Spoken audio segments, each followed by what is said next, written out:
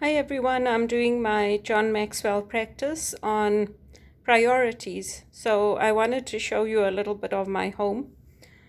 So these tables are the tables that I bought through Amazon because I couldn't get a side table or a sideboard rather to put my records on and all the things that I wanted. So I bought this and I decided that I might as well buy these little tables until I can afford the furniture that I want.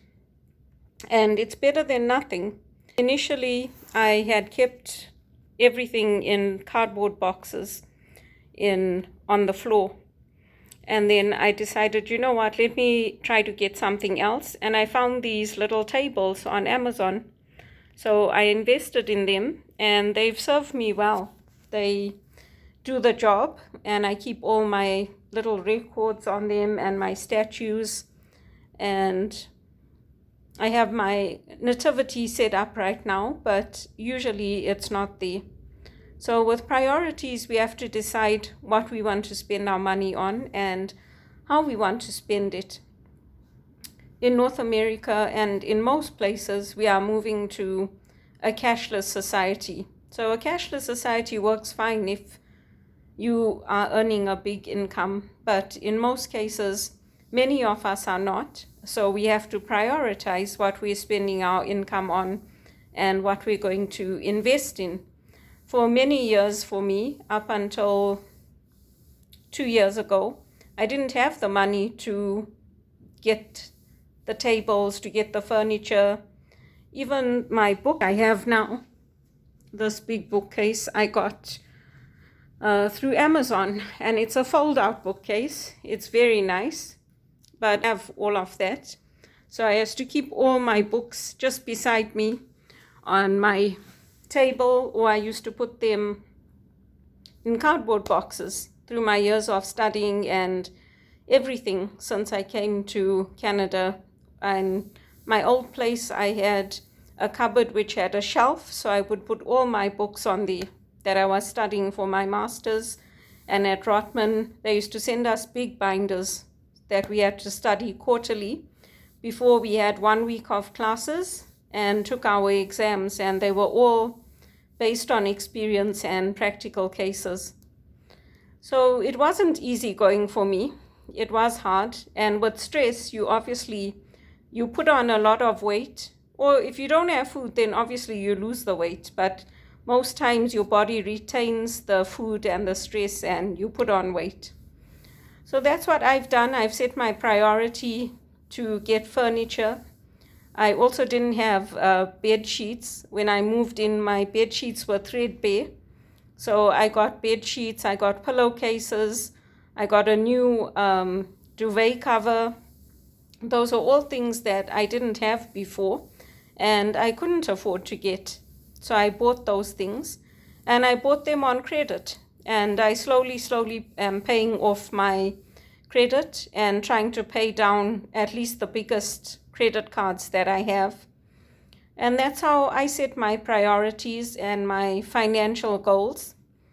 And it's not easy when you're earning and you're at the bottom of the rung of what people earn. But I've decided in terms of priorities, this is a good job for me because I get to work from home. Yes, it can be stressful, but my company knows that I'm not a slacker. I'm not just somebody who calls off just because I didn't feel like working today. When I call off, it's because I'm genuinely sick or something's genuinely come up that I need to do. And that's why I'll get the permission. If I'm sick, I'll call off. But things change as you get older, and that's what I've had to do. But I'm grateful now. I have my own bedding, I have sheets, I have towels, I have my bookcase, I have these tables that I put my things on. And over time, I hope to get a sideboard that I can put my records on and put them inside so they're not on the tables like that. And to get proper furniture, I did have one table at my old place, but it was made of plywood. And when I moved here, it broke, so I couldn't bring it. And then these tables one that I got here, this glass one and this one, I bought when I went to Canada, and that was in 2007. So they've lasted a long time. I like to buy good quality things that are going to last, and I try to use them. The tables I have now are solid wood, so I know they'll last. And that's what I do. So unfortunately, when your father dies young, or you come from a home like I did, you don't have anybody that you can turn to and that you can ask for advice, or that you can say, what do you think? Can you help me with this? Because people have their own families and their own children, and they're not really bothered about other people's children. They'll wish you well, and they'll wish you the best, and that's it. In terms of your education, or you wanting to come up, or you wanting to do something, you have to do it on your own, and you have to fight for it, because people don't care. And unfortunately, it's still a man's world. So there are not opportunities for women and girls. We still have to fight for those opportunities to study, to progress, and to use our skills. So for me, I use my HR skills in my job. I'm a certified HR professional.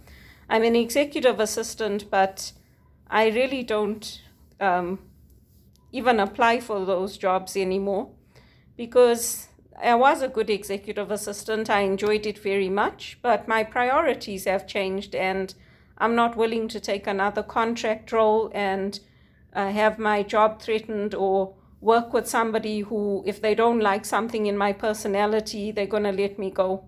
Because where I come from in Zimbabwe, it's give and take.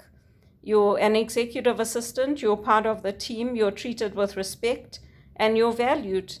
And you're left to make the decisions. Like when I worked in Zimbabwe, I booked the company parties, I took my team of executive assistants out, I celebrated with them, I managed the credit cards. I had similar positions here, but not exactly the same. And I decided, you know what, if people don't value my experience, my education in Canada, and they think that that's all I'm worth, then at least I've got a job, and I can put food on my table, and I can pay my bills. And if things change, that's well and good. But if things don't change, I'm fine with it, because I wanted to prove myself to everyone. I wanted to prove to all the managers who never thought I could graduate from Rotman, who never thought I could get my designation, who never supported me in my career aspirations. I wanted to prove to them that I could do it, and I did it, and I graduated with my master's. I didn't plan on doing that, but I started out doing a diploma in spiritual direction, and the sisters suggested to me that I get it because it would be of value, and it would give me a Canadian higher qualification. So Sister Kathleen Flynn was the one who advised me and guided me, and that's how I did my master's. So I don't do much with my master's, but I do apply it in my volunteer work, whether it's through One in Canada or in the church. I do use it. And I renew my dues every year for my HR designation, and it's costly. It costs at least $400, $500, because I'm at the mid-level. I'm not at the entry level anymore. So I have to set that money aside and renew it, because I don't get help to renew my designation. But those are the decisions that we have to make, and those are the decisions that I've made, and I'm confident in them, and I'm happy with them. So everyone has to make their own decisions and decide what they want to do. Not to say that maybe an executive assistant position won't open up in England or somewhere else, because I'm very professional. I'm not a person who's overly friendly. And that's one of the criticisms that the executives always give. Oh, she's not friendly, she's not friendly. But that's how I am. And the people in customer service, they love me for it. They said, you know what, you're very professional, you've done such a good job, you've helped me, and we really appreciate your professionalism. So if that's where my professionalism will be valued, I might as well stay in the customer service job and do a good job, and hopefully over time our wages will go up, we'll be able to earn more, and I'll be able to do the other things that I want to do. But I didn't really have any training, and after all the 11 years of contract work, I was at my wit's end. So like I said, I started watching, not that I started, every time I put my music on, it would change to Elvis Presley. So I started watching him. I started watching how he interacted with the people, his nature, how he was with people, how he talked to people. I started watching him and I started copying him because I thought there must be something that I'm not doing right that the Americans want and the Canadians, because no matter what I do, they always got something to say about me. And not only that, they expect me to know what to do, and they expect me to know how they think and how they do things here, but I'm not from here. Even if I've lived here now since 2002, I'm not from here. So I don't think like them. A lot of the things that we do back home, even in our churches, they don't do. So it's different. But that's what I started doing, and then I started copying him. So I noticed that he's friendly with people, but he's professional, and he kept his distance with people. And so that's how I started adapting and changing. We had our basic training in the call center, but that's what I did. I watched him because the music kept changing. So I thought maybe there's something I have to learn from this guy. He was the best. Everybody loved him. So that's how I learned what the Americans like. It's about the heart. Elvis Presley was very sensitive. You'd see him crying on the stage sometimes. I am a very sensitive person, but not like that. Not so much, but it's all about the heart with the Americans and tapping the emotion. So I learned a lot from watching Elvis, and I'm besotted with him. Some of my friends say, oh, you're obsessed with that guy. I said, no, I like him. Why don't you find something that you're obsessed about instead of criticizing me? And so I learned from watching him. There'll never be another one like him, but I'm grateful for all I learned from him, from watching him, how he is with people, how he was with people. And I admire him because he came from a very poor family. He didn't have anything, and God blessed him. He had everything he ever wanted. And what did he do? He put his faith in God, and he just did the best he could. Sometimes he didn't know the words. He forgot the words. He would tell the people, I can't remember the words.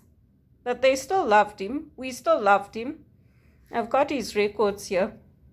And I hear the music. Sometimes he says, I can't remember the words. But that didn't make people love him any less.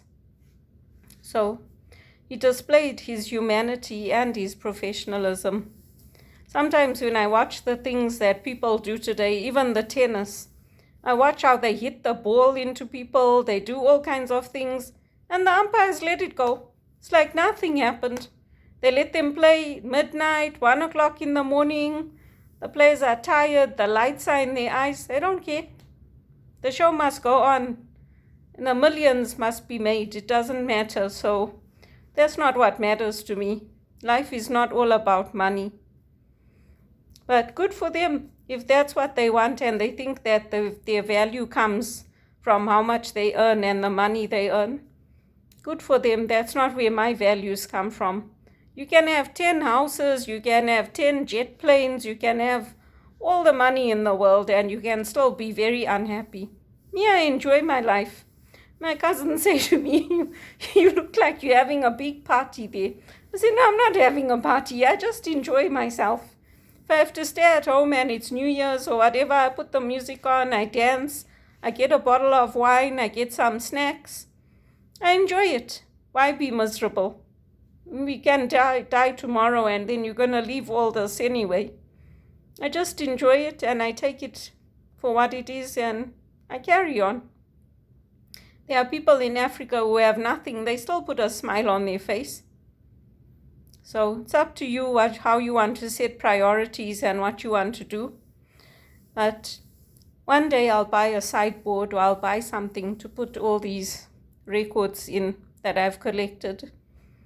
And over time, I'm happy with what I've accomplished and what I've done, because I did it on my own and nobody believed in me.